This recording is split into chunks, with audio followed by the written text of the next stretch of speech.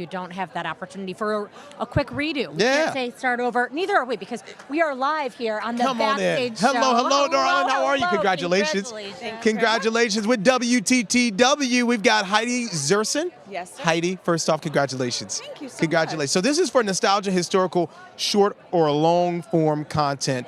And the title alone is captivating. Al Capone's Bloody Business. I think that's one of you talk about Al Capone so much in this city, people do in general. How's the story different? That was the key. We have so many different pieces that have been done on Al Capone. So our goal was to bring a little bit more of his personality and a little bit more of the psychology that went into what made him a gangster, what made him Al Capone. So we decided to really dig into his childhood. We decided to dig into the different paths that he could have taken. You know, he's got a reputation as he's been a mobster, a gangster, a monster, really. Yeah. And it's a lot more complex than that. So that was the direction that we decided to take, and worked out well. It works out well. And let's be clear. So this is for nostalgia, historical, and is this part of the Chicago Stories series as well? It is. This is part of the Chicago Stories series, which there are 30 episodes now. So it's just been a total pleasure to work with everyone at WTTW on the series. This was my first episode of Chicago Stories, and there are so many fascinating episodes.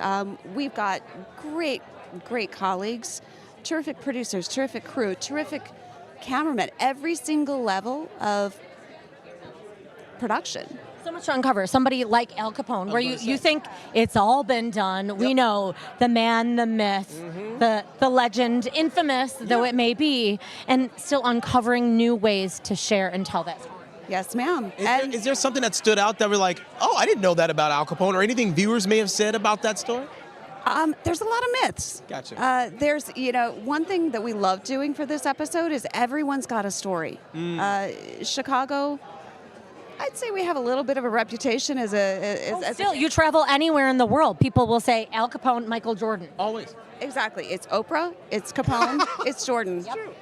And so... Should also be pizza, but everyone has a connection, and everyone wanted to share, my grandfather's aunt's friend knew Al Capone, or.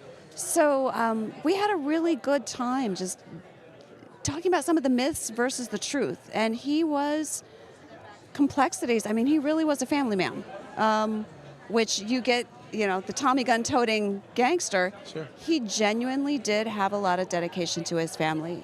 He had what seems to be a real code. It doesn't mean code of ethics, basically. Really, which is kind of oxymoronic, because you're talking about, one of the most notorious gangsters in the world. But that did seem to be something that he held fast to. And it didn't mean that he wasn't a criminal, but that did seem to be true.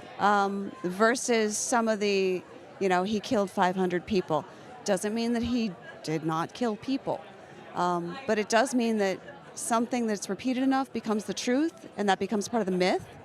So it was kind of nice unraveling that. And it's good to unravel it and speak truth to power about what happened in the stories that were debunked, all in one sort of long form, and in this case, nostalgia historical piece. Congratulations. And congratulations to you, Heidi. I will add that there is a wealth of additional information. You can still watch this, but also check out the website, because you'll find even more layers of information about Al Capone and the rest of the Chicago stories that are being retold, uncovered in such an amazing fashion, which is why we've had, for example, Eddie Griffin here on this very couch for the same series earlier. The importance of public again, television. The importance of public television. Thank you so much. All right. You're good I to think go. You've got more winners. Yes. Yes, can absolutely, head on out Heidi. and You want an Emmy. You can walk wherever you want. You can do whatever. You can walk wherever exactly. you want. Get out in the camera and do a twirl, though, first. We've got to start to have a fashion segment. We have to. Come on in. Come on in, y'all. Congratulations, everybody.